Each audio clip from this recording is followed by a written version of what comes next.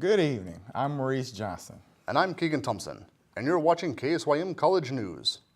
A major section of an interstate collapsed in one of the nation's most populated cities. Prosecutors have added arson charge against Basil Ellaby, the man believed responsible for setting the fire that caused the collapse. Ellaby is being charged with arson for setting a fire that burnt so hot it took down a section of I-85 in Atlanta. The judge set bond at $200,000. If Ellaby is convicted of first-degree arson, he will face up to 20 years in prison. Voting for the Alamo College's bond proposal began early this year. In it, St. Philip's College is asking for a $30 million budget for its culinary arts department. The money is to be used for much-needed renovations for the campus's culinary arts building. The building has fallen into disrepair in recent years, prompting the proposal for the renovation budget after pieces of the building's ceiling were discovered in food stored inside. The renovation budget won't be exclusive to the culinary arts department, however. Being one of the oldest campuses in the Alamo district, St. Philip's plans to use the $30 million budget for several renovation projects across campus.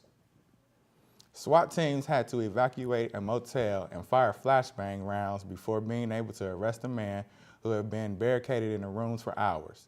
When Austin police was responding to a kidnapping call on Friday, it turned out to be a domestic dispute between a husband and a wife.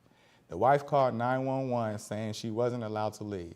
After Austin police arrived, the wife was able to leave safely, but the husband refused to come out. Police was able to arrest the man after he had punched holes in the wall and threatened officers saying that he had a gun. In lighter news, Hasbro held a nationwide vote early in January to determine a new line of tokens to be used in the Parker Brothers board game Monopoly.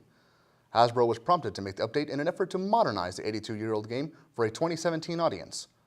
56 new designs were voted on, along with the original 8 at the beginning of January, and on January 31st, after 4 million votes, the results came in.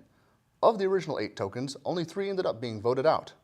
The shoe, wheelbarrow, and classic thimble of old were set aside to introduce 3 new tokens from the 56 new designs introduced at the beginning of the year.